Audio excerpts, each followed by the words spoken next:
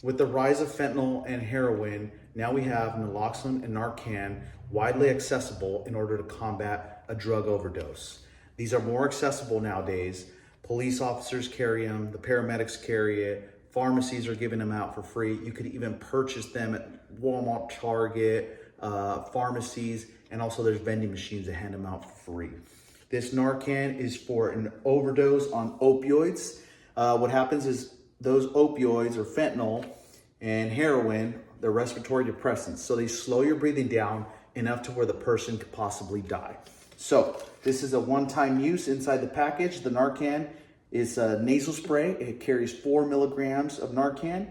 This tip goes into the nostril, and this is your plunger valve, which pushes up to release that nasal spray. There's 1 dose in here. If you're gonna go ahead and use it, obviously you make sure your scene is safe.